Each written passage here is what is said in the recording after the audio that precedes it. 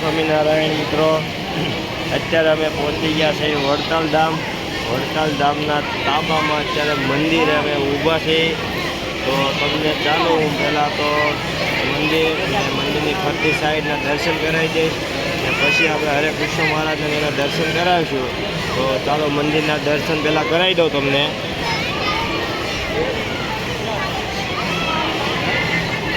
જ્યાં મંદિરના દર્શન તમે કરી ઉપરથી સોનાથી મઢેલું છે મંદિર અને ફરતી બાજુ જોવો છો આપણે ભગવાન વખતના ઓરડા છે.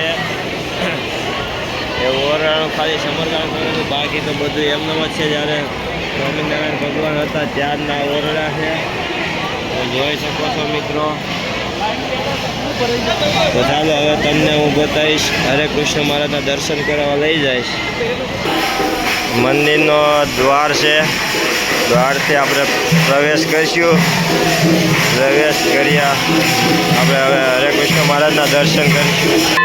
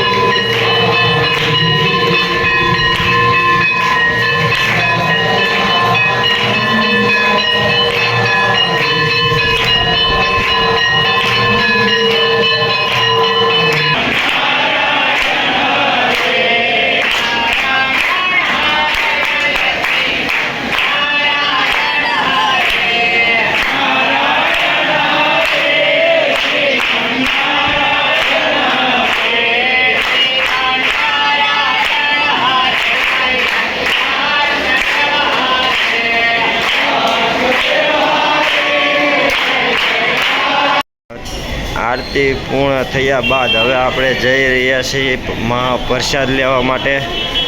તો પ્રસાદ લેવા માટે જઈ રહ્યા, તો ત્યાં પણ મસ્ત સુવિધા હતી જવાની, કે ટનલ બનાવી હોય ને એ ટાઈપનું આખું બનાવેલું હતું. આપણે જઈ રહ્યા છીએ અત્યારે ભોજનાલય તરફ. તો આ ભોજનાલય તરફ જવાનો રસ્તો છે, તમે જોઈ શકો છો મિત્રો.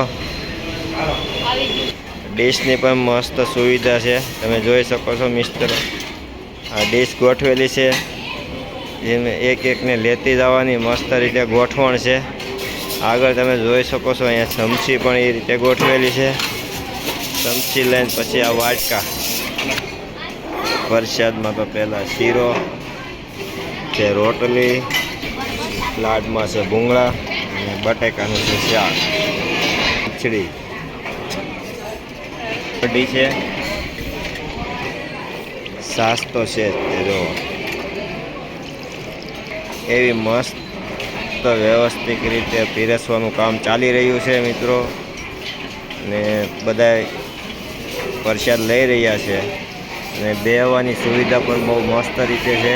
ત્યાં ખુરશી અને ટેબલ ઉપર બેસીને જમવાનું છે, તમે જોઈ શકો છો મિત્રો. બહુ મસ્ત રીતે પ્રસાદ લેવામાં આવે છે અને શાંતિપૂર્વક પ્રસાદ લે છે. તો જય સ્વામિનારાયણ સાથે પ્રસાદ અમે લઈ લઈશું. ચાલો, જય સ્વામિનારાયણ.